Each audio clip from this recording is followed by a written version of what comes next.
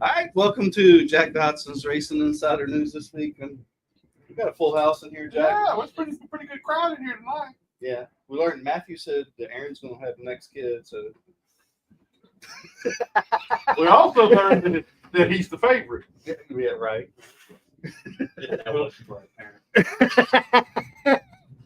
So anyway, you know how that works out. All right, let's thank our marketing partners here. Let's thank GAC, Great American Company, Papa John's for providing pizza for us, VA 811, Slinger Speed Company, Tim Brown up, Black Acid Racing Imperial, MPM Marketing with Tanya McAllister if you need some social media help, Bondurant's Brothers Distillery. One day, Jack's gonna go get us some product one day. I just haven't done. Does he still got the barbecue place? No, he closed that up. She was gonna go down there. I haven't been there yet. Langley Speedway, I thank Chuck and Terry and Bill for allowing us to do the show from here. Performance Plus Motor Oil, Safety Clean, Turn 2 Synthetics, Water Pressure Wash and Solutions, Pepsi, Mosquito Joe's. You get your first month half off of service on this side of the water. Southampton Motor Speedway. I think Sammy Gator for Gator Graphics. You need some graphics done. Sammy's the man. He's done some stuff for me, and I appreciate that. Mean Dean Automotive with Greer and Associates. And where's he at, Jack? Moyoc. Damn. Missed some time. You didn't miss a beat there. Still got it going on.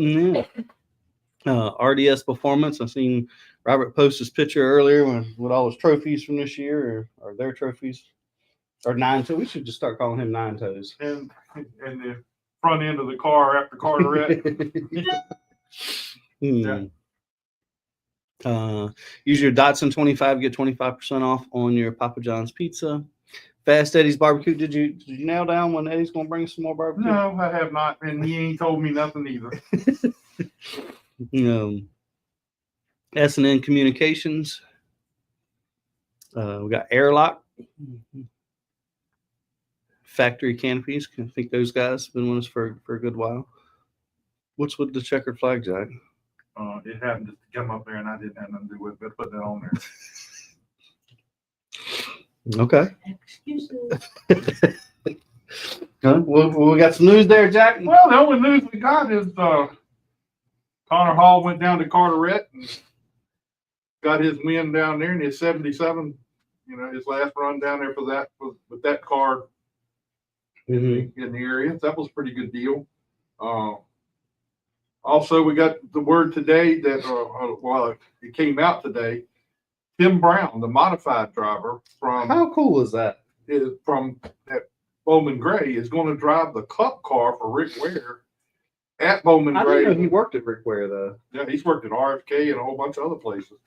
So that's a pretty big deal. And Jack Wood is going full-time truck racing with In the 91, Yeah. which that was a kind of a part-time deal, yeah. And your buddy's going to be the crew chief Yep, there? man, my buddy Kevin Bellacourt is going to be the crew chief, and it's going to be a pretty big deal. Pretty excited about it. Other than that, there ain't much going on in racing right now. Everybody's off on vacations and all this other stuff. Oh, by the way, we will not be here the next 2 weeks. I'm not going to do a show on Christmas Eve and not going to do a show on New Year's Eve. You know, we want Cindy Lou Who to make sure she's back where she's supposed to be. She'll be gone after this week. She got to save Christmas. I mean, we know the Grinch is still running around. Speaking of here, our schedule's out. Yeah, I saw the schedules out. I think it's really cool though. I was sweating it there for a while. I was thinking the Cars Tour race that weekend was going to be the same weekend as Charlotte. I was sweating it, and then I went back and started digging through everything and found out Charlotte is the week before that race. Oh, Memorial Day. So that'll be a big deal. So be here for that one. I like how Rick put out, he's waiting for people to start complaining about the schedule. That's like, just give it time, they will. Now, let's talk. I haven't been here in a couple of weeks. I want to thank everybody. Huh? I'm talking. He hadn't noticed. You know what? Both y'all go straight. I went down to the Stocks for Tots down in Mooresville. That was outstanding, man. That was a lot of fun. Got to hang out with Dale Ogburn down there, and some of the big wheels and racing were there. Larry McReynolds was over behind us, and Ronnie Thomas, of course, was around there. He was, going Did y'all set up a time you can go by there and look at this? Yep, we're going to do that sometime, probably after the first of the year around.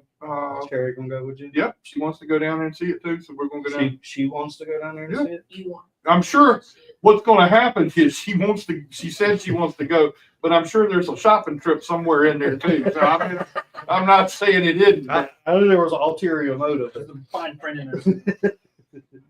and Sparky West, look at there. There's Sparky West. I thought he was being the Grinch today. Must have took the day off. Anyway. That's every day. So anyway, it was a great trip down there. Got to go down and hang out with Racing Jason over at Jordan Anderson Racing for a little while. Did that for a little while. Went over to Junior Motorsports. Okay. Went around to NASCAR Technical. Hey. And then I went to the 5-on, 5-off pit school and went over there and watched them do pit practice. And that was a lot of fun too. They were out there driving the car around the building and coming to a complete stop and doing it. So don't they have like a makeshift wall built out? Yeah, they got it. Yeah. So that was a lot of fun to see them do that. And so I got to go around and just visit around the whole place while I was there waiting for the Stocks for Tots to start. Did you get any news? And do you know what Jordan Anderson's is going to look like next year? Yeah, we already knew who Jordan Anderson's new race car driver is. They were replacing Parker Retzloff. Blaine Perkins is going to be driving his car. Kind of got a little wind of that while I was there, but that'd be fun. I mean, that's a new. I guess the money for Retzloff run out a little bit early, and he's done. So, but they say he's got another ride somewhere. Not sure. Yeah, I heard it. I didn't know where he was going. So that'd be pretty interesting. So, yeah, but it was a lot of fun to go down there and do that. Enjoyed it, had a blast. I want to thank S&M Communications for giving me a bunch of stuff to give away down there, and people were kind of How many hesitant. autographs did you sign, Jack? I signed 250. Every single one We of them. must have had to. Surprise. No, it's only 250 people got in. Oh. Well, yeah. Okay. Well, I mean, the first 100 that came in were VIPs. Oh. So they paid $100 and some to be a VIP to get autographs, to sign on. I don't understand it. And then the others came in later, and of course they were bringing in their stuff that they wanted autographed and stuff like that. And then of course we signed 250 cards and passed them out. So that was pretty good Did deal. anybody ask you who you were? Nope. They Matter of fact, you know what surprised me? What surprised me? What'd you say? What did your hair look I didn't like? say nothing. I think it was Scott that said it. But it was kind of interesting. I was sitting there, and a couple people came up and called me by my first name, and they wanted to know about Butterbean. That's all I kept hearing. Butterbean, Butterbean. And one guy said, "You said on your show, you know what's going on. So we ain't on the show tonight. So why don't you tell me what's going on?" I still can't tell you. But it's out now. Yeah, it's out now. We can say, but it wasn't when I did that. So that was pretty cool. But it was fun. And I want to thank Eric and everybody there at the Stocks for Tots NASCAR Hall of Fame, not NASCAR Hall of Fame, the North Carolina Motorsports Hall of Fame, who put that It's a on. different place. Yeah. Yeah, so that was really cool. So did I check out 2311 shop? I rode by it. I did not go over there. You got to get off the interstate and circle around and get back over to it. I didn't do all that. So, but I did ride by it. Maybe next time I go down there, I'll get a chance to do that. So that was pretty cool. Racing Jason gave us a bunch of stuff to do giveaways with. So we need to start doing that. So that'd be pretty cool. Yeah, well, I mean, I hope there's any stuff left on there. Somebody done went through the box. Yeah, He's he trying to get some stuff for his girlfriend. I didn't say it. I mean, I'd do it too if I was his age. Ain't nobody else in school got some real NASCAR stuff to give away. Now he gonna stare me down.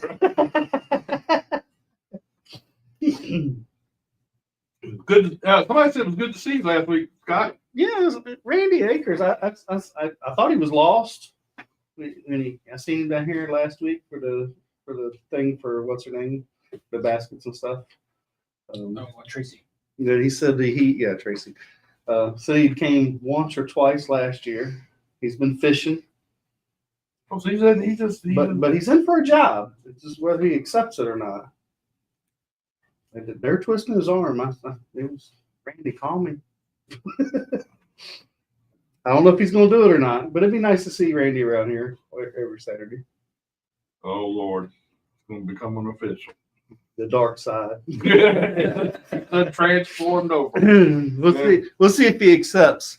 Now, you said you watched that video. Which video? The one that had the smart ass mom on. Oh, I listened to it. You listened to it. But he told Derek Persiglio that he's going to get him back one way or the other. If he has to drive here to Langley to crash him. Yeah, well, please do, because he's allowed to get his ass beat. He's gonna be a little outnumbered. I mean, I don't know. I mean, The entire I think he got balls. I can give it to him. the entire grandstand might come after him. I mean, I don't think I've seen anybody go to Victor Lane with more people than Jacob Derrick. Yeah, the place floods, man. Him and 80. But that was an interesting podcast. I don't know if anybody else has seen it or heard it. But he's been on 3 or 4 of them since all this has happened. And it is, I mean, he gets a little more demonstrative every time he talks to somebody. I mean, I agree with Bill Musk. It sounded like his white trash trailer park talking on the radio is what it sounded like. I mean, every other word should be bleeped in this conversation. I mean, it's just, to me, it sounds trashy. Even his interview at the racetrack right after it happened, he was pretty bad. You know, he was. His publicity has quadrupled. I'll say that. Oh, for sure. I mean, and that's why he's doing it, right? And in some ways, is he doing it for the show of it? I get it. Okay. I mean, I've done it. I'll do it. But I was proud of Jacob Derrick. Now he wasn't going back down from him. He was going after him. Oh, he did. He accomplished mission accomplished. And I mean, look, it was hard racing. I don't know if he got into him or not. You really can't tell from the video whether he did or did not. And Jacob's mad. I can't say. We know how Brandy feels. It's already the emojis are coming up. Brandy, look, I thought her name was Smart Ass Mama. She could put her name on. That's Brandy. She should change her name and put a smart ass mama. I mean, Jacob may not have meant to go down there and stuff him in the fence, or maybe he did. I mean, I can't say I wouldn't have went down there and roughed him up myself if the shoe was on the other foot. But I mean, obviously, probably wouldn't intentionally went down there to wreck him. And I mean, you don't know. I mean, Jacob still is fairly young driver, right? If you take the Phil Warren school of learning how to hit somebody, it was you go down there and hit them, and if they spin out, that was too hard. To learn. But hey, I mean, Jacob's our local guy, and you got to support our local guys. So that's what we'll do. Yeah. Well, Robert Archie, you want to come on down to Langley? Come on. I've got a feeling you'll have a good. Oh, it'll be a show. I think a good group of people show up to talk to you. Yeah. But I mean, he'd have to not race somewhere. He says he's only racing 1 or 2 races a year. So I mean, is this going to be his 1 or 2 races? And he says he's got so much money. I don't know how he's got so much money if he's only running 1 late model or limited race a year. I mean, that's probably why, because he runs that may be true. That may be true. And he runs the big races at the end. He runs a couple big races at the end of the year. But I think during the year he only runs 1 or 2. Like he does Bowman Gray. I think he runs there or something.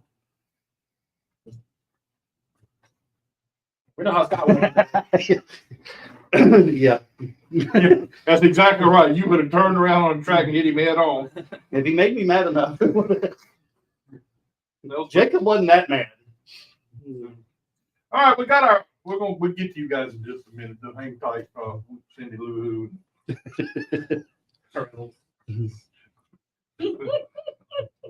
All right, let's get Brian Weber on here real quick. He's sitting here waiting. What's up, Brian? How you doing, man? Man, I'm great. How are you guys? How you Good. doing, man? Long time no see. Yeah, I was telling everybody about the great time we had down at the Sock for Tots. yeah, that was a cool event, wasn't it? I enjoyed doing that and bringing some toys and seeing a lot of old people, older friends, and making a few new ones. Yeah, I mean, you had a lot of people with a lot of stuff of yours, coming through the line here. That was pretty cool. Yeah, I had one guy brought an autograph card from 1986, 1987, and 1989. Damn. Yeah, when I was racing in the Busch North Series, I thought that was pretty cool. He had one I hadn't seen, and I swear I don't even think I have one, and I've got one about everything.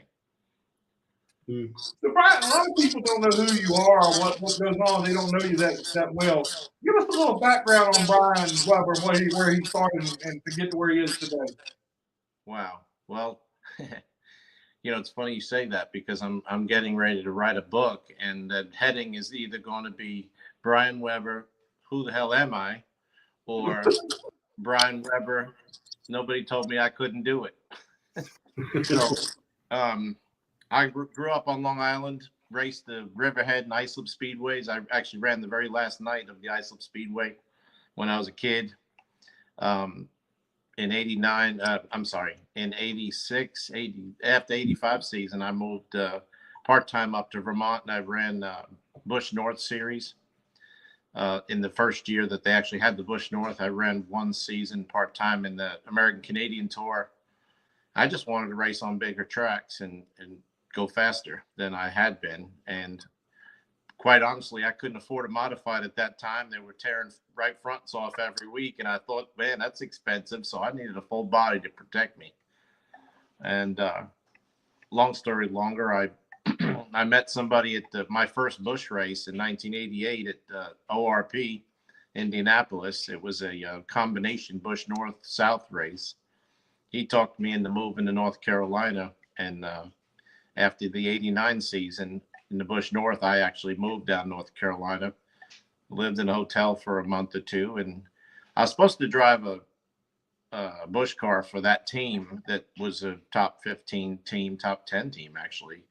But and I won't go into the long story longer on that. But the guy that got the ride's dad had a bigger checkbook than my dad. And, I became the official dually driver, and that basically faded away. And I realized that I wasn't born rich or good looking, so I had to get to work, and built up a contracting business over a number of years. I've stepped back into the Busch North race. I drove a backup car for Jamie Obie, who was the Busch North champion a couple times. I did that in '94, and then stepped back again. I ran a few late models with the UARA, but I didn't do any big racing. And after that, in '01, I got the itch again. And I called up Jay Robinson, and I asked him if I could drive his Busch car at Watkins Glen, and he said, sure. So we did that, and then I got the bug. And I'd recently got married in '01, right after 9/11, and my wife and I were talking, and she said, if you don't do it now, when? So 2 days later, I bought two Busch cars from Wllbrock. They were Hank Parker Jr. cars. And she said, what are you going to do with them? I said, you said go for it. Well, I went for it. And 3 days after that, I had two motors from Joe Gibbs and a tractor trailer rented, and I lost my mind for a while. But I took one driver to we took Cam Strader to Rockingham, and we didn't make the show. It was like the second race of the season.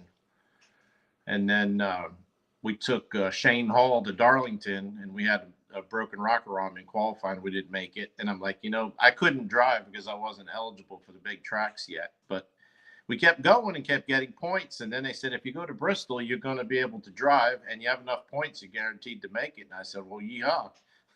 So I went to Bristol and I hadn't been in a car. I did go up there to test with some old tires, and it was me, Jeff Gordon, Jimmy Johnson, Christian Fittipaldi, and Hank Parker Jr. And they were all on brand new tires, unlimited, and I was on 50-lap tires. I had a good time doing that test. When we went up to Bristol, I had Jerry Nade do spotting for me, and I just built a building for Jerry. And I finished 25th. I had all my fenders, my nose piece. I didn't have to do any work to the car, and I won $11,000. I was like, wow, now we're doing something. So one thing led to another. I just kept going. I just went to the next race, Nashville Super Speedway. They let me run. I ran. I think I ran the whole race. A couple weeks later, they called me from Wllbrock. They said, you going to Talladega? I said, we don't have a Speedway car. He says, well, we do. He says, we have a show car coming back from Daytona, USA. It's never been on the track. It was built for a backup Speedway car. And I said, well, how much? And they said, $10,000. I said, take a check. And famous words right there. Tuesday at 3:00, we got a Super Speedway car at the shop. And 5:00 on Thursday morning, we were at Talladega. We cannibalized our Busch, our intermediate car. We had a regular motor in it, and they wouldn't let me drive. So I had Larry Gunzelman on standby, a friend I had just met. We went to Talladega. We did not make a lap of practice, but we were locked in the race, and they called me to the trailer. They said, this car's got to go out in happy hour, or else I'm going to let the other guy get in. You're going home. He said, you got to go 170 miles an hour to get in this show. So we pushed it out there, and he went out there and made one lap 160, next lap 165, next lap 172. I was like, bring it in. And lo and behold, we went down there, had like 3 guys, made the race. We were going to just start and park, and he ran about 8 or 10 laps. And I said, Larry, just stay out there for a little bit. It looks a little crazy up there. Next lap by, 27-car pileup, and we weren't in it. That was a break.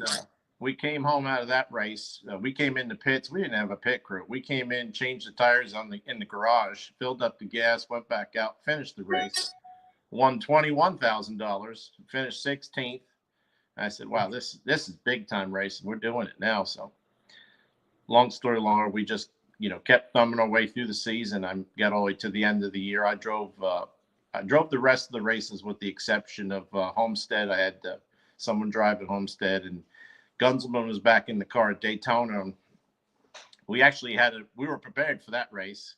And with 6 to go, we were running 12th in the lead draft, which was exciting and scary at the same time.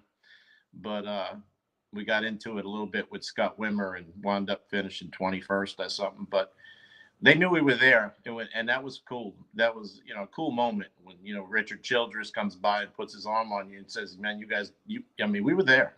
Little bunch of kids, we were there. And so then after that, I did a few more Busch races in 2003, and then I had to go back to work again. I had to spend a lot of money, had to make a lot more money. Fast forward about, on and off, I ran a few more late mile races here or there. Changed gears. I really got burned out on contract, and I was building retail stores all over the country. I did about 600-700 of them, and I just about had enough of it, to be honest with you. And so Katrina hit. I went down to New Orleans. I was licensed GC in New Orleans. I wound up becoming an owner-operator of 2 hotels, got them back open, and did that for a couple of years, and started a sanitation business, which we basically served ourselves with dumpsters and our construction guys. And then got tired of doing that, and New Orleans really wasn't the place for me. I wasn't living there permanently, but I was down there a lot.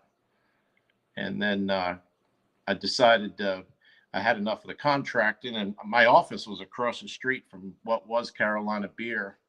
And he was also a neighbor, and I walked over there with Daisy Ramirez, my best friend and partner, and said, what do we have to do to make an energy drink? And he said, well, you got to bring me a bunch of money and come up with a flavor in a can, and we'll put it in it. I said, well, that don't sound too hard. So We did it. We made our first energy drink, and we imported fruit from Mexico. It was marketed to Latinos, and we were doing pretty well with it. It was growing. It was hard to sorry guys, it was hard to break through it with the distribution. It was a product that everybody loved, but nobody knew how to get. And we didn't have that deep of pockets to get it out there, but we were grinding.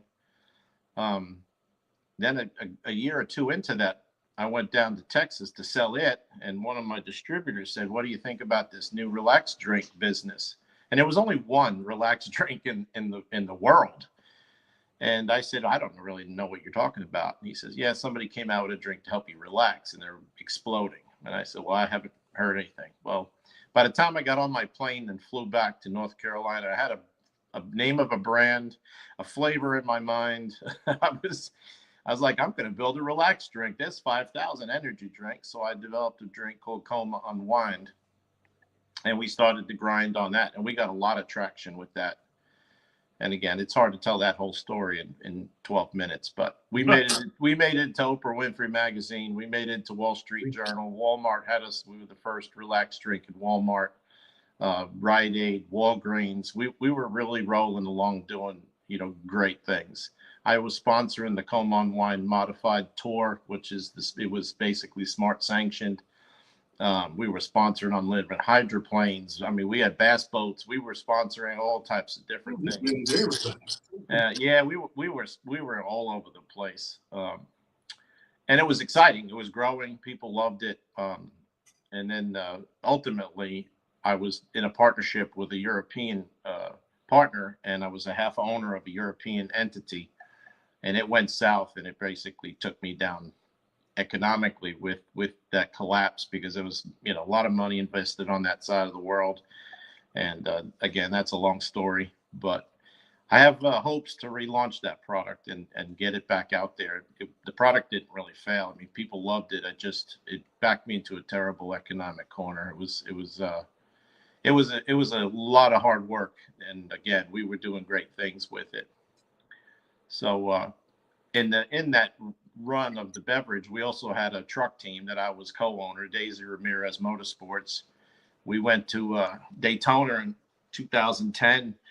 I literally, I don't know if everything in my life is like this, but it was 21 days to get prepared. I bought 2 trucks, 2 motors, leased the semi, hired 3 guys, and got 5 or 6 part-timers. We went to Daytona with Carlos Contreras driving the Potencia truck, and JJ Yaley driving our Coma Unwind truck. We qualified both, and we led the race with both, and we finished 10th and 14th with those 2 trucks. And again, it felt great. We were 21 days. I literally had a small, tiny pit cart from my late model. Everything was rented, leased, borrowed, or stolen. I mean, we went down there and sent. We sent Derek Cope home. He wasn't happy, but that's the way it goes sometimes. We had a great bunch of guys. I had a plan. We went down there, and it was cool. And we went on and run the season. Had a couple of good drivers through the season. Steve Park drove a Talladega for me, a good friend of mine since we were kids. With Corey Stott, that was his truck. That was actually the end of '09. And then we got Carl Long out of the doghouse with NASCAR. And he was driving first he was driving my hauler, and then I nudged him into the garage, and next thing you know, he's like, yeah, they'll let him drive in the truck series. And next thing, he's driving the truck. He drove Gateway and Iowa and Kansas. He drove a bunch of races, and he was working with us to build our program. We finished 11th with Carl at Dover. Had a great time up there. We had 1 set of tires and 3 sets of scuffs, and we finished 11th. And we beat out Hornaday, and he was not happy. He passed us 3 times in the race, and he finished 12th. We finished 11th. But hey, that's the way it goes sometimes. But we had a lot of fun, and then after that season, we decided we were going to diversify our marketing and sold everything back again. And these days, I'm back to I'm basically I am contracting a bunch of different things, but now I'm picking and choosing the most crazy mundane projects and doing odd things. And somebody called me a facilitator the other day, and I said, well, okay, I'll take that. I have people call me up and ask me, somebody that can put a roof in my house? Yep. Somebody can put a windshield in my car? Yep. Somebody, and somebody in San Diego that can, what? Yep. And I guess building in 23 states and racing in all of these states and being in distribution and beverages in 25 states and 3 countries, I've met a lot of people. So now I'm racing a modified in the Carolina Crate Modified Series, and it's a lot of fun. No, that's what I was going to ask. I mean, how did you get started there? I just got the bug. I mean, I started a couple years, maybe 3 seasons back. I wanted to do some racing, and the Smart Tour started back up, and I just went and bought a car. I mean, my good buddy was dying from cancer, and he left me a vintage modified that I said, I could probably run this thing in the Smart Tour. They don't have a lot of cars. And my buddy had passed, and it was built as a vintage car, but, it was a regular full, Troyer car. And I went and ran it 4 or 5 times, down 150 horsepower. But like I said, I think I finished 9th or 10th at Franklin County with it. And I, got the bug, and then I bought another car and ran it. I guess I ran most of the season in 23 in the Smart Tour. I ran all the races in the Smart Tour 23 and all the non-conflicting races in the CCMS. I was doing both. I had started on putting a crate car together, so I was running both. And then I said, I got to pick a lane here because, when you're running 28 or 30 races, that's 30 weekends or, at least 25. There's some double ups, but, then I'm taking too much time away from my businesses and everything else I'm doing. So I picked a lane in 2023. We finished 3rd in points. And this year, 4th in points. This year we finished 3rd in points. But next year, we're going to come out of the box with our hot rod is as good as it gets and better. And I'm ready to go, to be honest with you. We had a couple dumb things happen in about 4 races, and I heard you talking about this guy wrecking somebody. Man, I got knocked the hell out down at Carteret County, and on the first lap, I started 4th, and I damn near broke my wrist. Got hit so hard in the back going into the corner. So I feel you, but I'm excited about 2025. We're prepared, more prepared than we've ever been. So well, you need to go down there and beat old Dale Ogden because he says he's going to win again this year too. Yeah, he's going to have to go through me this time. I'm not. I like him. I like him a lot, and I'd like to try to nurture him along a little bit with some of my contacts. I've been texting with him, and I've got two big propositions out there to run the 3 truck races. I've been good health. I've lost 30 pounds this year, and I don't see any reason I shouldn't do it. I mean, I want to run. I like the big tracks, and I want to go to Rockingham, and I ran 2012 Rockingham truck, and I want to go to Rockingham. I want to go to New Hampshire, and I'd like to go to Nashville if I can get these sponsorship dollars together. I got a team that'll gladly have me, and I would really like to do that. It won't conflict with my CCMS stuff. So, but yeah, Dale's he's a good kid, and he's a good competitor. He's a clean race car driver. He comes prepared, and he deserved to win. And I tell anybody, if I don't deserve to be there or win, then that's the way it should be. Well, Brian, we appreciate you spending some time with us tonight. We're going to get you back on here and talk some more with you in a few weeks. How about that? Yeah, man. Anytime. All right, man. Well, we appreciate it, and we'll talk to you again real soon, okay? All right. You guys have a good, happy holiday. Merry Christmas. Merry Christmas to you. You too. All right. Take Thanks, care. buddy. It's funny, the what's his name that was suspended from NASCAR, or he had to pay the fine. Carl, yeah. I remember when they allowed him to come back in only in the truck garage for a while. They let him work, and then eventually let him start driving, and then they got to go to the Xfinity series. But they put him on a payment plan, I think. Yeah. And now he's a Xfinity Cup owner. All right, well, let's move to our next. Which one of y'all wants to go next? Hey, none of y'all speaking up. Come on over, Cindy Lou Lou. Let's get Cindy Lou Lou in here. People are like, who's that? They gonna know in about 2 seconds. Well, That looked up. She's like, I can't believe I let Jack talk me into this. I asked him Have a second several thought. times. I'm like, do I really have to come looking like this? He's like, I really like Cindy. It's a little weird. You were here a couple weeks ago dressed like that. That was a joke. I really wasn't on camera that much. So I turned back and was like, people can think you're crazy. Yeah. Like, you're sticking We to already knew people's that. feet. I knew You I knew you were with the crazy ass mama. That makes you guilty by You association. know what? I would fear her more than anybody else in these stands. I'm gonna be honest. She's crazy, so I love her though. I would love to see the guy show up so she could talk to him. Robert hadn't met her. No, no, he's gonna have his hands full with her. I would be surprised if she don't try to get in that car. So we're gonna go racing like this year. We are. This is the first race of the year. This is gonna be my first outfit. So I'm ready. Have you got a driver's seat made up like this? No, not yet. That's Not it. yet. This is gonna. I mean, I think I'll be okay. Don't you? It's fireproof. Yeah, I think so. It's pretty thick. You know. Yeah. I mean. Yeah, it'll burn up fast. But you'll have to stick your head out the window. I mean, this might be a little You just hard. need a helmet, Yeah. a strap. You gotta put an extension on the strap. I might just have to pull it on the side of the helmet like that, you know. But other than that, it's fine. I'm not going for it if you're gonna do it. It's just something fun. Like, I mean, when we dressed up like that for Tracy's event, I couldn't get anybody to wear the costume with me. So Chris came and I was like, you're wearing it with me.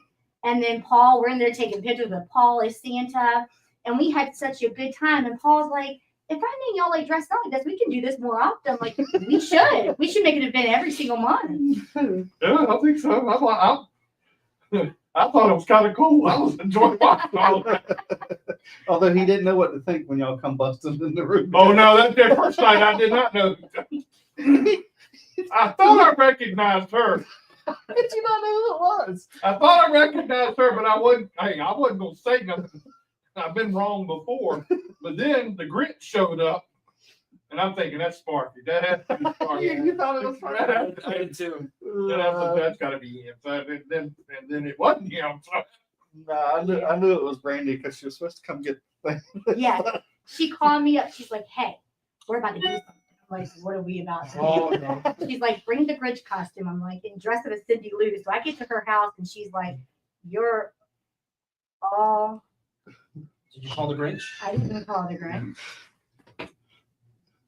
It's like we all. It's like we all stopped. Right? Are you stealing people's candy? It says it's free. It's not free. Hey, he's not as tall as he was last time. No, we made you the cheermeister and you took the candy. Come and get some. It's free. It says Sparky. This is all. How do you know that the Grinch was coming? Oh no. Hey, look, my car needs to be vacuumed. Is that when you and Sparky was conspiring together? I was like, I know if Brandy's texting Sparky, they are up to no good. That's the worst day for that. Crazy ass wife or mama. Randy, come talk about your weekend. Come get some.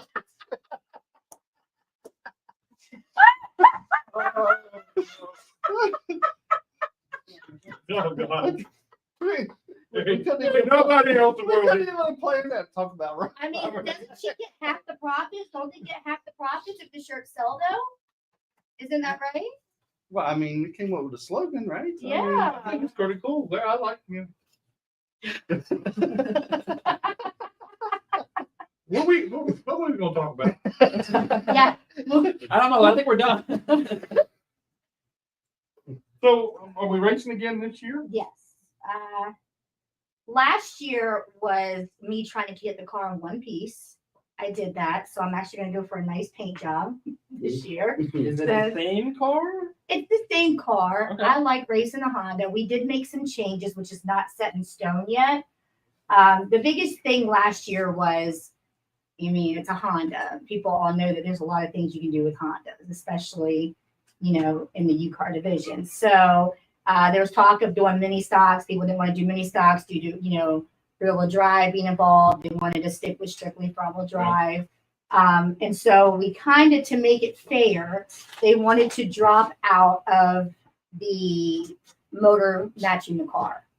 Okay, so if you want to run a B series, K series, It's hard to concentrate. Just wait on you. run whatever you want to run. The major thing that we have come up with is we think it's a weight rule. The weight is going to determine it and make it fair. So if you're running a K swap, how much weight do you put on the car? If you run the B swap, no matter what it is, you know, dual overhead cam, it's going to weigh one amount. So I think that's what we're leaning to as far as the UCARs go. I'm excited about it. Of course, you know, everybody said in the meeting I was out of town for business, but they're all like, well, we already know Sparky's going to do a K swap as soon as, you know, he gets the approval on it. But, you know, just because you have the K series doesn't mean that it's going to be great. You know, I mean, you're putting an extra 200 pounds on the car versus what we're used to running. So, and, you know, I grew a pair, which everybody used to tell me all the time, you know, Crystal, grow a pair. Well, I think I grew a couple of pairs. Racing will do that. Things in, you know, and I got tired.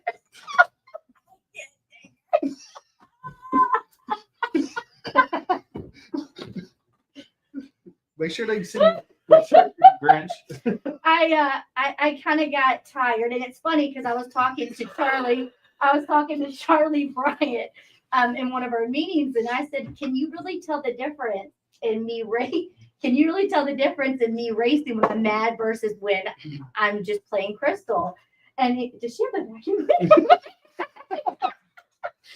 And he said, "Yes." No glass for you. So he said pretty much, yes, you can. He says, I tell people all the time, you got the pissed off Crystal, or you got the okay Crystal. I would agree with that. And they say I'm a totally different driver when I'm racing mad versus, but then when you race the mad, you make a lot of mistakes that you normally wouldn't make. Look at Jackie. He's losing. Focus, man. I'm trying. Oh, you got I got my balls. Merry Christmas. I need to grow a bigger pair. But, you know, they'll do for last year, but this year they're not going to do. So you're gonna win some races this year. This year we are going to give them a hell of a run. Now, the rule change will equal the playing field. That's how I feel. I really don't care what motors in the cars, and I made that pretty apparent last year. I really don't care what you're running.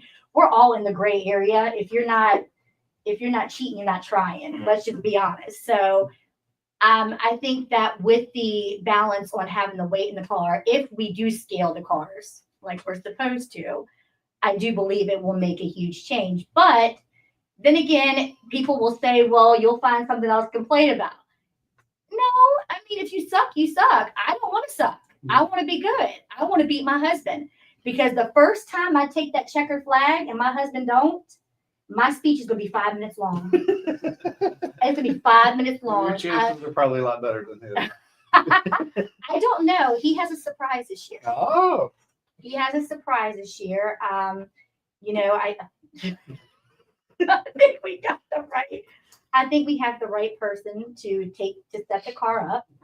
So I think you're going to see a lot out of him this year. I really, really do. But now it's more of a competition between us two. I mean, he actually has went out and asked Bill Eaker a couple of times, since Bill, you know, has not really been racing UCARs, if he was willing to rent his 22 UCAR out to him. And I told Bill, and I'm very honest about what I say, if you rent that car to my husband, it is not going to look like that when it comes off the track, because I'm not going to play racing. I'm going to play demolition derby, and every chance I have to go right, I'm going to go right and knock him out. It sounds like you've been talking to that crazy ass mama. I have. You know, she's teaching me a lot of good things.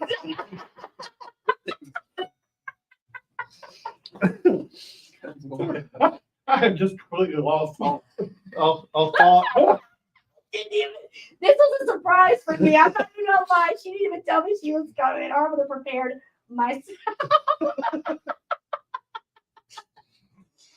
But you know, we've always said you were the better driver in the family. Yeah, we did say that. you know, my thing is that I'm out to prove that I'm a good driver, you know, and people joke around all the time, and it irritates my husband. Trust me, it irritates him. And you know, he'll go out there and he'll make fourth just to fight me because I made fifth, you know. But we kind of balance each other really good when it comes to racing. You know, he's my biggest fan. I'm his biggest fan. Sparky said you're gonna get lapped. Like I said, you know what I will do? I'm going to go ahead and put this on camera. Anybody that has a UCAR that can let my husband rent it for a race, okay, and that does not mind it being tore up at the end of the race, I will show you I can mollywop him in a race out here at Langley Speedway. Mollywop him. I'm telling you, he has got in my car. He's practiced my car. His lap times are not any different than my lap times. Now I can't get in the limited and do it. I'm not going to lie, because the UCAR makes me pucker. I can only imagine what the limited would do. I might have to take a bathroom break at that point, because that would scare the G's out of me. But I have figured out. You can handle it. I'm going to be honest. I don't think so. I don't, because you know, front wheel drive or rear wheel drive, I'm used to just hitting the gas and coming out of it. You know, it's funny because when I get around them turns, they're like, "You're drifting." I don't realize I'm drifting. All I know is that my butt's puckering, and I'm like, "Ooh, this doesn't feel right." But I mean, I'm ready for this year. You know, I'm excited about this year. I hope we have a bigger crowd when it comes to, you know, more cars for the UCAR division, since we're changing the rules up a little bit. Everybody I race with is really awesome. You know, we do all talk crap about each other, you know, but it's fun. You know, having Lacey in the division, you know, another female, you know, she's learning. I'm excited about that for her too. So, I mean, I'm just looking forward to what next year has, but I mean, I'm going to be honest, I'm ready. I'm coming for them. I mean, it is what it is, and I don't need my husband to back me up because I can handle myself. Uh-oh. Yeah, I don't need anybody making those comments like, "Oh, go tell your husband." He's not the one that's crazy in the family. I'm the one you have to worry about because of who I hang out with, obviously. You know, the smart ass. Do you ever have a problem with the people you hang out with? Sometimes they get a little green on me.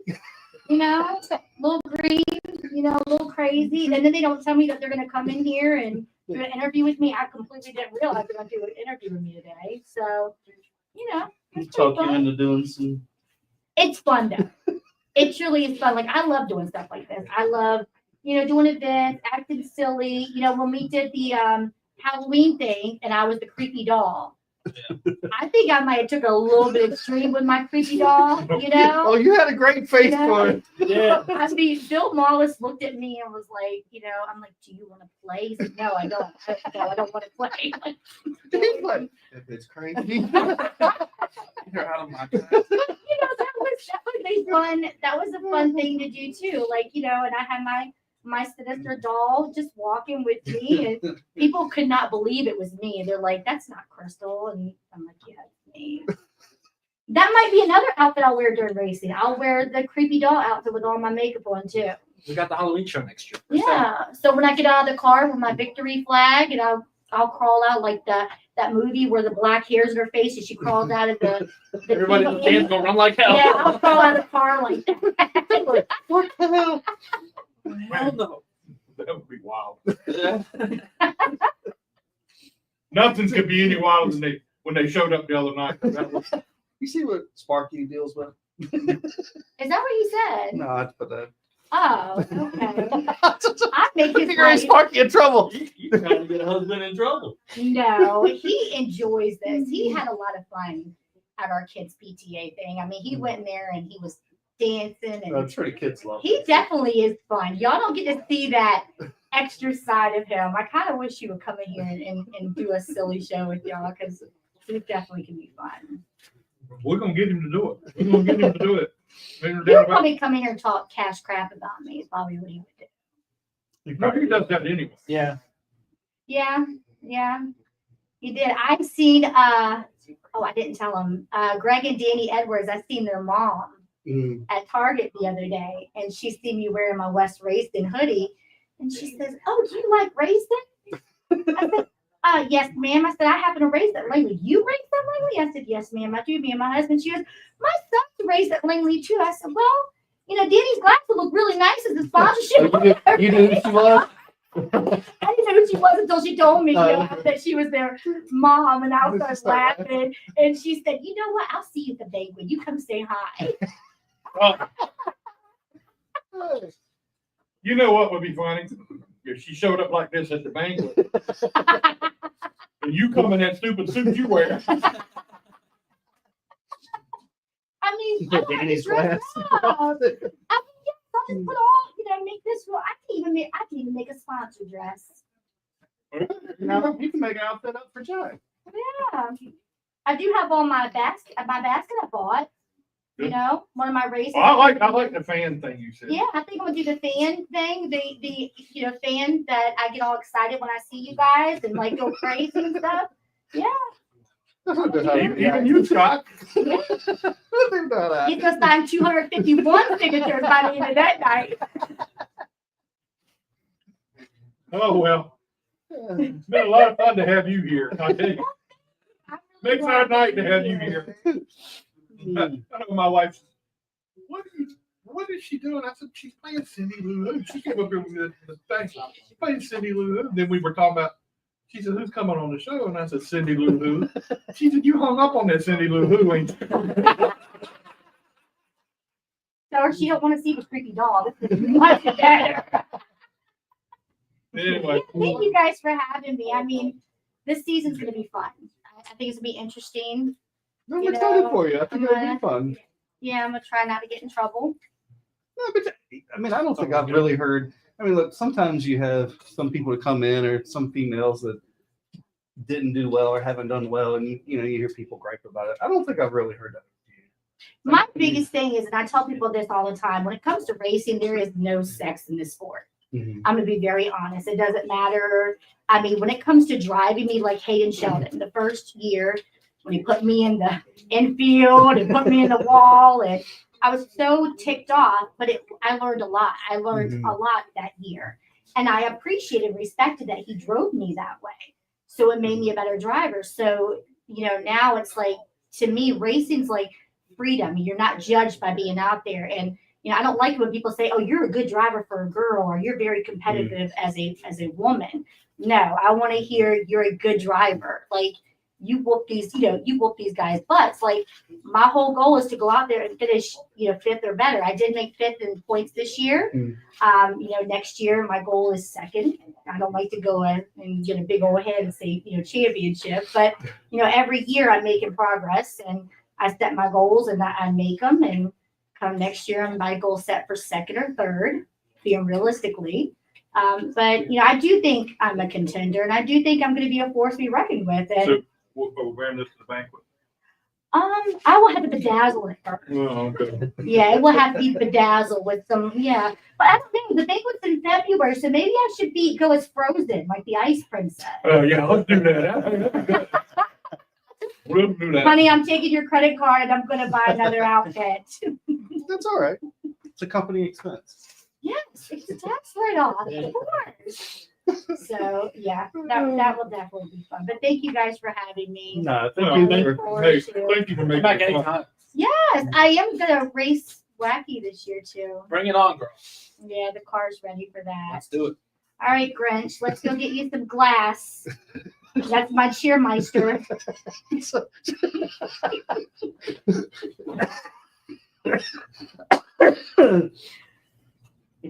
talking in college. That'll make me choke. All right. Well, we All appreciate right. you coming. Thank you guys for having me. We look forward to seeing you running up front. I'm ready. Just don't give me a microphone, because that's it. That is it. And don't worry, we'll talk enough trash. Well, that's Probably great dropping her pants out for here. you. Oh, please do. Please do. Yeah. Bye. Did I scare you too much? Do you want me to call your girlfriend? Just let her know that you sat with a blonde tonight. She must be very jealous. Bye. Oh, No. oh my goodness. All right. What's up, Andrew? Jeez Louise. Let's clear. Matthew, come on over. Why you sit there? No, no, no. Let him sit there, man. I'll get in the middle then. That stick's got. He's used to being a sandwich between the two. He's like, get ready. Oh boy. It's candy's free, John. Give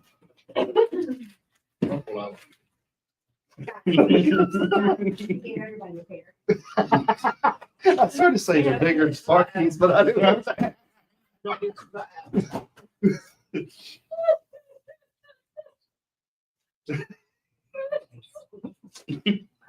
I'm good for now. Bye. Well, I'm glad you run a professional show here. Yeah, right, exactly. We're gonna see them on the news. I've done just basically forgot what I'm here for. Is they- Speedway. That's what 2 straight shows for me that happened. That wasn't the last one. But anyway, now we've got Aaron and Matthew. who my husband. Not Harry. Matthew. Oh, that's right. I did put Aaron. Yeah. I didn't even catch it. There's probably a good reason. Okay. Because I don't have Facebook.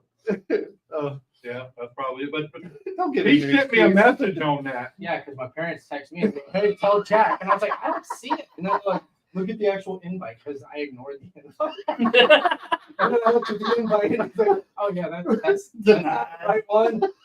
And then you spell my name wrong. It's There's 2 two T's, T's. not 1 T. But that's We're okay. here. We're here. Oh, Are you not seeing the Robert Gibby by any chance? No, No. but Harry's in town. Actually, he might be watching. Oh, okay. And happy birthday, by the way. Thank you. I know you. I'm old as shit. But anyway, But how old are we now? 39. 30. Ain't gonna say No comment, Jay? I ain't got nothing else to say. What Not about that anyway.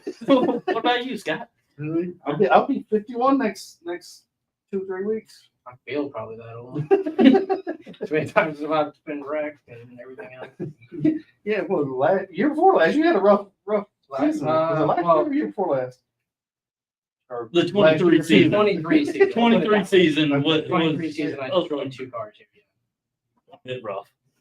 Yeah, So what's it like racing against each other? I mean, old habit. Yeah, I mean, we Done it since we were 10, 11, 12 yeah, years go old. karts and everything else. I mean, is it different now racing these sprint cars as compared to driving those champ cars? yes. Wait a minute, I ain't finished the question yet. This is gonna be a good one. This is a good one. I thought about this question for a while now. Oh, shit. Is it different now? Would you pull over and let him win one now? Oh, hell no. Depends on the track. Oh, hell no. They're hard enough to come by. Well, I mean, again, I mean, you got people like Gerald Gerald Harris. that wins everything. He's got 20 plus years in a wing sprint car. He's a threat to win week in, week out. Doesn't matter whether we're on a dirt track, whether the track's tacky or slick, or we go to asphalt. Yeah. The guy's just fast. I feel like if we show up somewhere and we're within 2/10 of him, we're doing something. Even if we run mid-pack, say we go to Winchester Speedway, and it's normally a co-sanctioned track with 2 to 3. a couple divisions out of Pennsylvania, because Pennsylvania has 2 race saver divisions, one out of the west of the state, one out of the east side of the state. Well, Winchester's central enough that they both come and run with us. Winchester Speedway put up a offer to us that if we had 40 or more cars show up Now, this is with all three sanctioning divisions or series. They would give us a double feature that night. But it was 20 cars made A main number 1, 20 cars made A main number 2. You couldn't run both A mains. So it was random on what heat races you were in, how your pill draw determined what heat race you were in. Then come to find out heat races 1 and 2 were an A main 1. Heat races 3 and 4, A main number 2. So you got the chance of a decent payout for the night. Not gonna lie, racing the Pennsylvania guys, you better be on your game. Most of us here in Virginia have a lot of homework to do to run with them. Gerald's one of the few that has gone to Pennsylvania, raced them, beat them. So Yeah. for us, he's our measuring stick. He's like the Mark Martin of Xfinity series and all. In an essence, yes. So on the rare occasions that he's off a little bit and we're about as on as we have been, I'm not gonna lie, the first time I outrun him, we were at Winchester. He was mediocre. We were running mid-pack. I was happy as hell to be able to say I actually outrun you without you having a tire failure, because he's known to burn up a right rear tire on asphalt and it might cost him the race. Then again, it could be that he can nurse it home for the last 2 laps and still beat us by half a straightaway. It happens. So a lot of respect for that guy. It's just Yeah. email notification. Uh-huh. Yeah, ADD kicked in. Yeah, I was able to beat Gerald 2023 season when I got my first and only win so far at Natural Bridge. And I mean, we were just on it that night, and apparently everybody else was off just a little bit. And then the second race of the season here started on the pole, and I knew it was everything I had to do to try to run and hide from him because he was coming. And once I got to lap traffic, His experience took over. like they were talking about earlier, he had the balls to throw it on the outside and keep his foot down, and I backed off and he went on by, and I said, I'll see you if you blow your tire. And he didn't, but I mean, But you guys don't run radios, right? So I mean, No. this is all Well, we feel run- and hear. We run just a like the receiver. Champ Cars, we run receivers. So the officials can let us know, hey, there's caution, there's an issue. Or lap cars, hey, leaders come in, stuff like that. I So mean, they don't let you know, like if you're leading and somebody's coming. No, to and, you. I mean, honestly, it we're depends on running- the track and depends on who is on the receiver. Like Natural Bridge, the person that typically is on their receiver does a diligent job to let lap traffic know leaders are coming. Yep. Leaders, they don't give you a distance. They just tell you, hey, car so-and-so and so-and-so, leaders are coming. but like here, we're running mid 14s, The high 15s. and as fast as we're coming through the corner, even if somebody's trying to give us hand signals, a lot of times we don't know what we're seeing. We're just, hey, somebody was down there, cool, and you just keep on going. That's how things happen in a hurry. But Yeah, I mean, there's not a lot of fudge for area. Or, No, and no. that's how a car gets destroyed.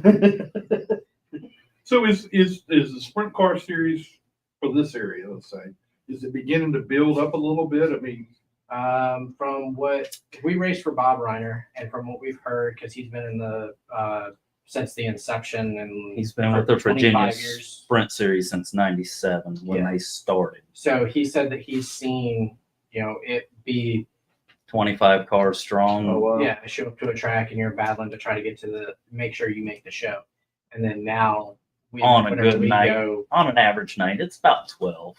12, yeah, we average about 12 cars when we go somewhere, so everybody's gonna make the show.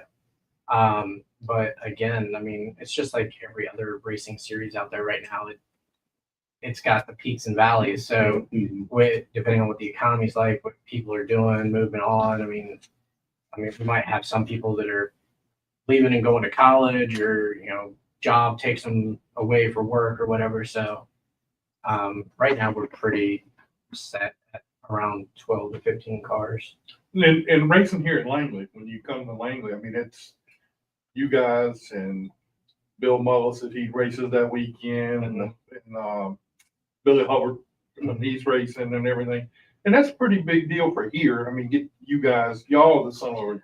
Yeah, this Do you feel more comfortable coming here because you kind of know them? I thought so until 2023. But I mean, this is our home track. This will always be our home track. So, yeah. As far as home track drivers for Langley Speedway, when the sprint cars show up, I would have to say you got Matt Mullins, Yeah. Billy Hubbard, Bill Mullis, of course, myself, and Aaron. And then we had Travis Wall fill in Oh, yeah. last year. I mean, we for us coming out of the Tidewater area, though, the two closest tracks for us to run here at Langley and actually down in Dixieland in North Carolina. Everything else is probably a 3.5 hour haul. Yeah, 3.5 hours plus. Hagerstown, Maryland, that's normally about a 22-hour day by the time I get to lay my head down on the pedal. Do y'all have a trailer to haul all of it together? Or No, two trucks, two trailers. Mine's normally on the open trailer, getting the most looks, and then having to trailer wave people for pacing next to the trailer. And then the Bob normally tows one in the enclosed trailer. And we just carpool everywhere we go. So y'all like dirt or the asphalt better? Yes. I just enjoy racing, period. I don't care where we're at. Is one more challenging than the other? Dirt by far. It's always a changing track surface. But so was Shenandoah. Well, but give you an example, the last race that we were at Natural Bridge. Natural Bridge typically goes dry slick, gets dusty. All right. Well, they had a big crate late model race there that night where they were running. Not only did they run qualifying, but then they also run heat races. We were loaded in the cars, pushed down into the staging area, getting ready to roll off the fire up for our feature event. Rain showers came. Changed everything up. About a 45-minute rain shower. Track crew done a wonderful job getting everything back in order so we could go race that night. First time I've ever experienced that. I'm walking around the pits, I'm lost. I made adjustments to my car, knew what direction I was going. And Gerald Harris and Darren Bolak both see me with a confused look on my face. They were like, "What's wrong?" I said, "I don't know what the hell to do." They said, "Everything you did to the car, take it out and go a little bit the opposite direction because the track just got tacky and it just got fast." And they were damn sure right. But that's the experience of those guys who are willing to share the information, because they could have just left us out to lunch. Yeah, they could have done it. Yeah. But they don't want that. They want us there week in, week out. And I think Darren ended up winning it that night by like 0.003 or something. And Gerald was moving. But that's some of the comments that we've got from some other people that have kind of followed us around a little bit and stuff. And they've watched the Pennsylvania series, and they've watched people from Maryland and stuff like that. And they've told us, they said, you guys are some of the only ones that are willing to help each other. Like if somebody needs a part, if somebody needs setup advice or whatever, he goes, you guys help each other. They want to stay tight-lipped and not help each other. So, I mean, we all want to show up and do the best we can. Because, I mean, if you're a rolling roadblock, it's not helping anybody. So they want to make sure that we're not in the way and we're all having a good time. But then when we go have the chance to race against Pennsylvania guys and stuff like that, that we'd actually have a fighting chance. I mean, the night that we had the twin features there at Winchester, was the night Caleb Harris actually won his first sprint car race. Yeah. And everybody from Virginia was at his trailer when he got back, dousing him with water, celebrating like we all won the race. It's not an easy feat to beat the guys out of Pennsylvania. Sure that. Yeah. So, I mean, they it's big up there. oh, they eat, breathe, and sleep. I mean, they're not referred to as the Pennsylvania Posse for no reason. I mean, just this last year, what was it, the Weicker Memorial? They had people that run the high limit and outlaw series and everything, and one of the local guys, Danny Dietrich, ended up winning it.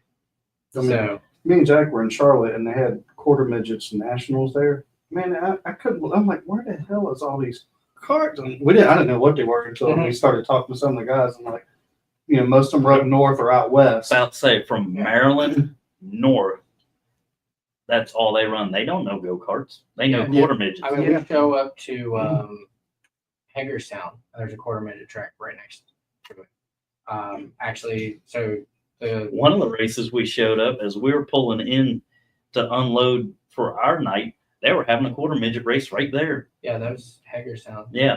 Actually, the guy that I'm wearing the shirt for right now, I bought a chassis from him. He passed away this year from a motorcycle accident, but come to find out, when he first started racing, he raced quarter midgets, and then he raced against Seaweed.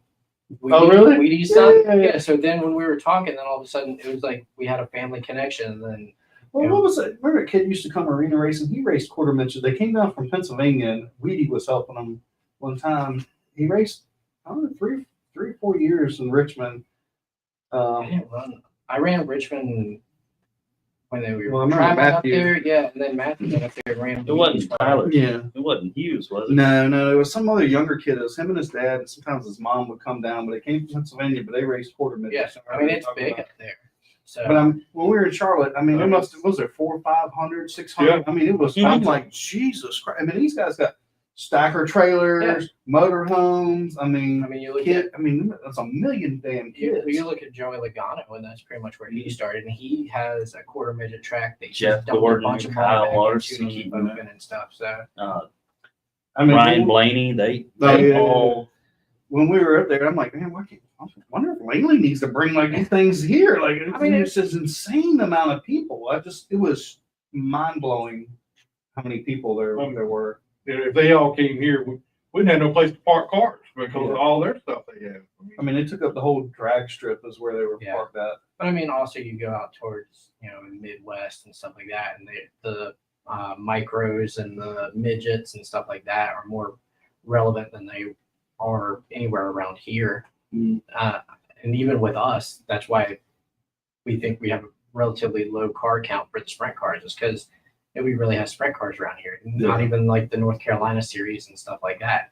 But yet you travel 4 hours north to Pennsylvania and Maryland and stuff like that. Everybody has one in their backyard, basically. Yeah.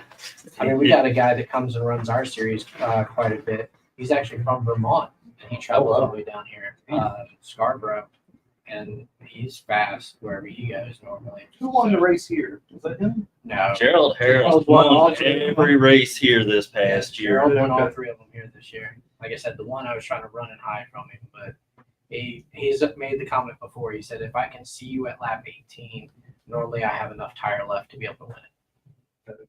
So I figure I have to stay in front of him for at least lap 19, and hopefully he burns a tire off. Wow. So is the class super expensive to run? I mean, there's no racing that's not expensive, but I I think mean, you don't have to build big we've motors. talked about it with the car owner, and he said for asphalt tires alone, it was over $3,500 for this year. That was 4 asphalt races, and all said and done for the year. Granted, we didn't have nearly the expense from destroying cars and stuff like that. Was around the $15,000 mark. So That's 2 cars, like, right? 2 cars with a third for the 4 asphalt races. How many races do y'all run a year? Depends on weather, but typically our schedule is, I think, slated for 16 16 to races. 18. I think we had roughly 18 scheduled last year. Out of the 3 from Dixieland, 2 of them got rained out, so we only ran 1 there. We had a deer on the way to Hagerstown one time, First so we missed that Hagerstown one. race. We missed, another Hagerstown race because car owner was going on vacation. So Did we have one rain out at Hagerstown this year? No. no, we drove over 5 hours in the rain one time. The to year get up there. before, yeah, we actually made it into the pits. Yeah, we got And rained out. then they called it. 2023. So then trying to get back up a red clay soupy track, Oh, that was fun. It took over 7 hours to get home that time. Oh, I thought you were gonna say you get out of the racetrack. No, I was no, like, no. oh Lord. No, it didn't take over 7 hours to get out of the racetrack because at least they have a nice gravel pit area. So Running start. once you got rolling, you just kept on going. you went. Yeah. The scary Did y'all part is unload the one. car or not? No, we didn't. The scary part about leaving Hagerstown, of course, their crossovers basically dead center of their back stretch. Yeah, I remember that. But as you crest the banking, you got to make a slight right. Otherwise, you run off into a tree line and ditches. Mm. So when you're spinning tires and doing what you can to get up, back up out of the track, you Hopefully the hope trailer doesn't slide over close you- to the fence. well, you hope that the truck crests and flattens out, and you can still make that turn. And as you said, the trailer's not trying to slide or pull you one way or the other, drag you backwards, or With that crossover where it's at. oh, that gets to be 100+ mile an interesting. hour going across that, and then be like, oh, there's turn 3, and hope that the car has settled back down enough to be able to get set to go into the corner, because it's a little unnerving the first couple times you go across there and you feel the whole car rise and then come back down. I'll be quite honest with you. That track, even now, is my most nerve-wracking Is it track really? to run around. Yeah. It's a half-mile dirt, Oh, so that's track. a pretty good size. That's a It's big. and You if you're gonna like, run up when it's front, running you got to low, be really pretty low. much You flat really on low. the floor Yeah. and getting it, and trust your car's gonna do what it needs to do. we were actually on top of Gerald's trailer this year when we were there, and had the conversation of, if you were to go off the track, would you rather go off down at 1 and 2 or 3 and 4? About a lap and a half later, a red flag's out. We're like, what the? Where's the leader? He touched the tire of the lapper going into 3. It sent him into a wheelie and then started cartwheeling. He went over the guardrail through the trees, and the car ended up tail tank down in the ditch. Mm. Tree branch went in the back of his hand. So Oh, that's what I'm saying. That's what I would be more Mhm. scared about. 'Cause he like Some coming cannonballed through the through the car. tree. Yeah, 2 weeks later, with the exact same car, one at Port Royal. oh, it didn't hurt it that bad?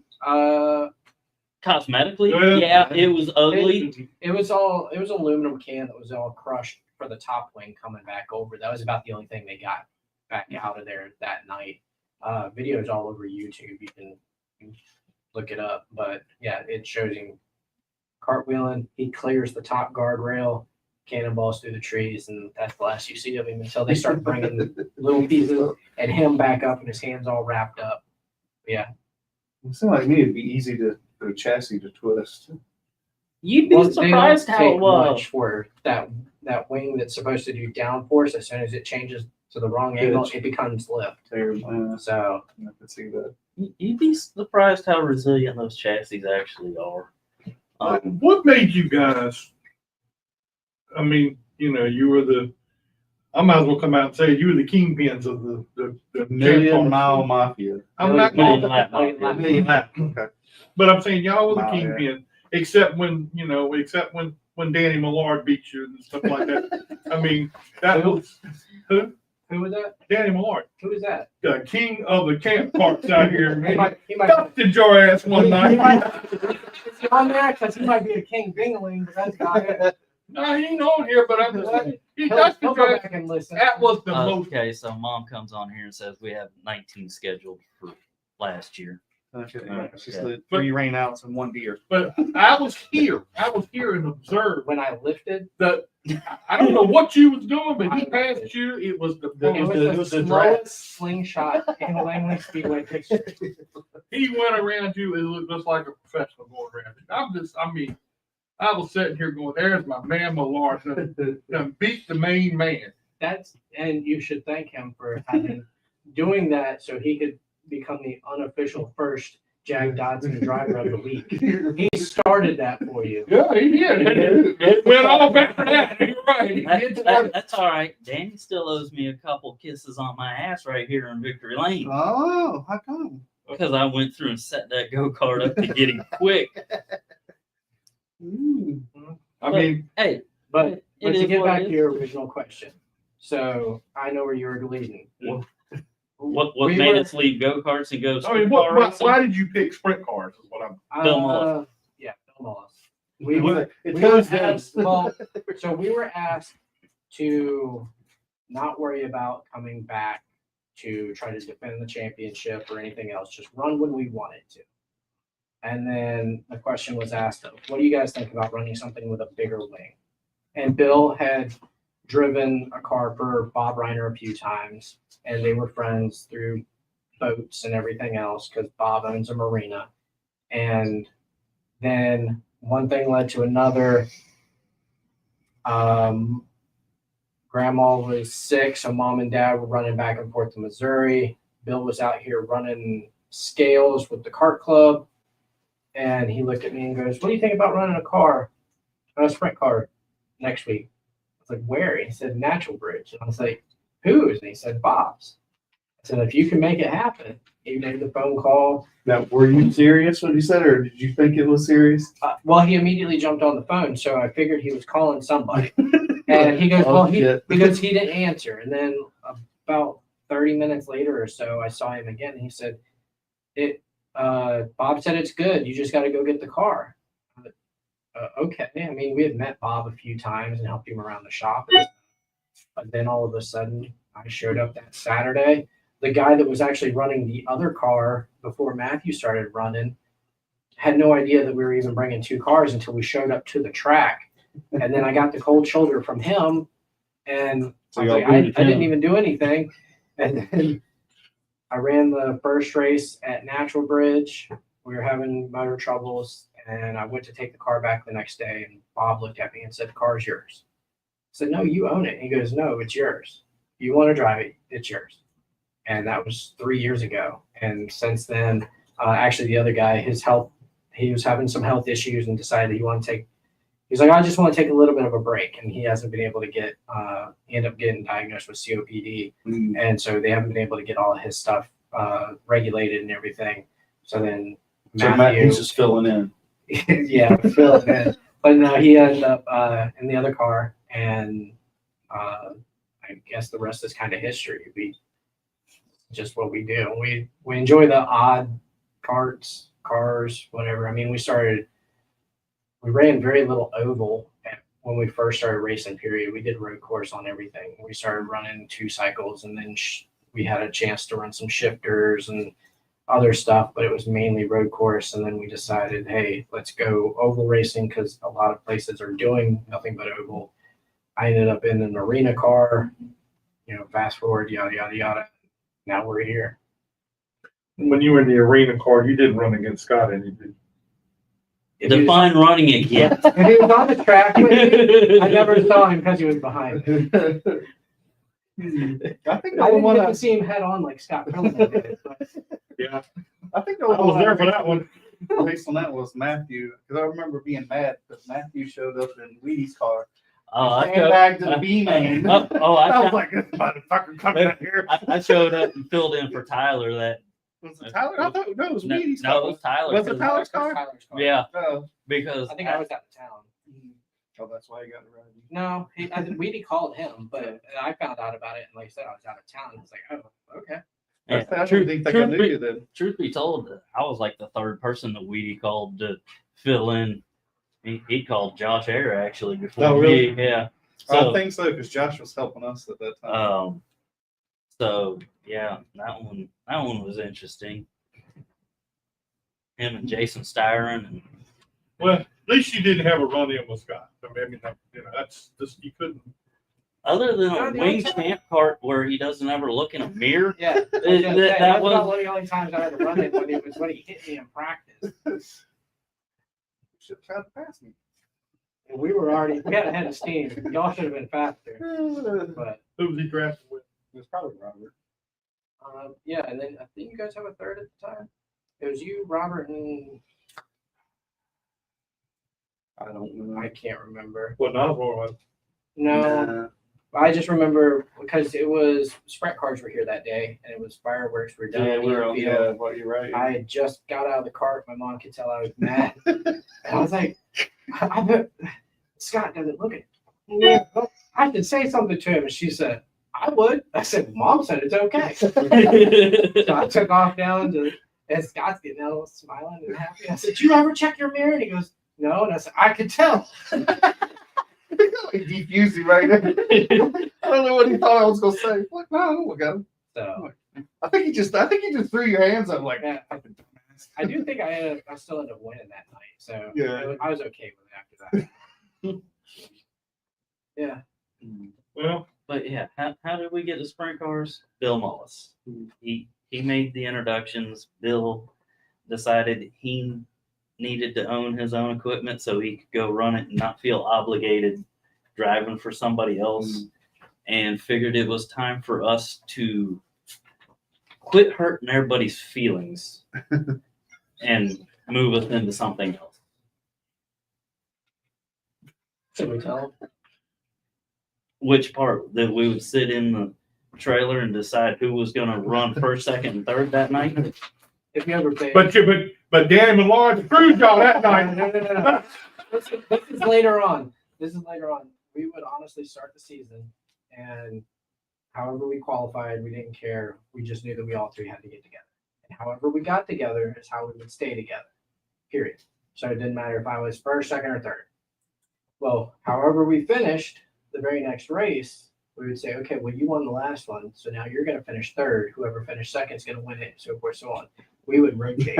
We would sit in the trailer and dictate who was going to win the race that night. Well, when you get a half lap out in front of everybody, you can do that. That's why we started in the back a couple times, just because we knew that if we got together, it was done. Well, I'm gonna tell you this like this. I still say Danny Millard whooped your ass.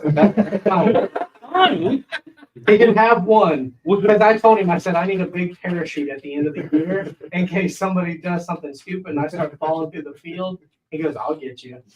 So We had a few that would. large period. So. Oh yeah, love all of them Millards, that whole group. Because anytime any one of our carts would fall, they were the safety net to pick us up and get us right back in the mix of everything. Tommy Jackson Jr. was the same way. Mhm. There was plenty of times he would come out just by himself, qualify pretty decent, Yeah. and then all of a sudden they wanted to, I'd qualify either on the pole or up front normally, and then they would just let me try to free fall. And Jackson said, they're dumb as hell. He said, I would pick you up because I knew we would drive right back to the front. He said, if they were smart, they would have pushed you out. So you had such a huge lead that there was only a couple laps left and then let you free fall. Yeah. He said, but they did it too early. Yeah. I mean, champ cards were always more of a mental game than ever physical. That's why Scott wasn't very good at it. It was a rolling. It was a rolling chess. It was a rolling chess match for 20 laps.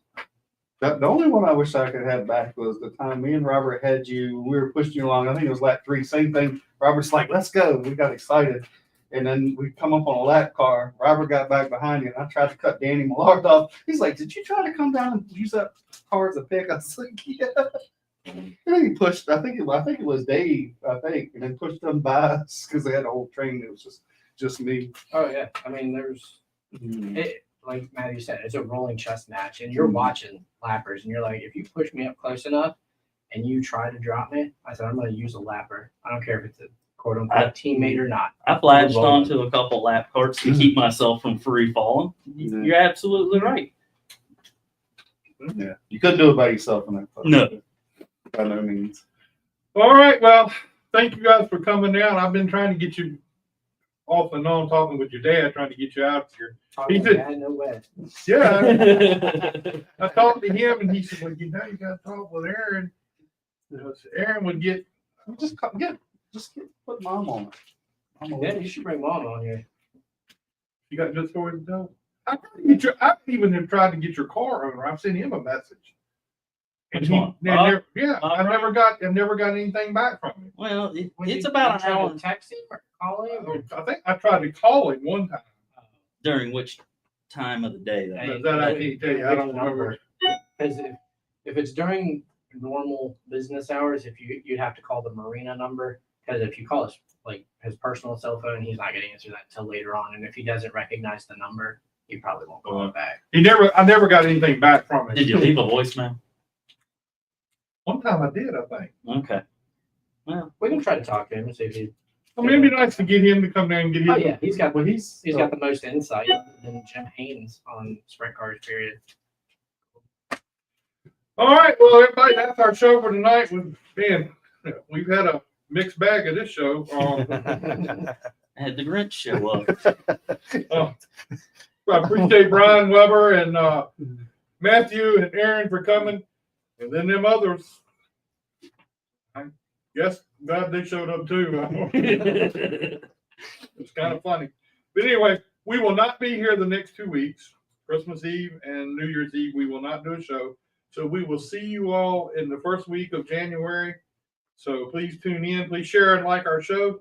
And we'll talk to you again. Merry Christmas to everybody. And I hope everybody has a great holiday season. Thank you.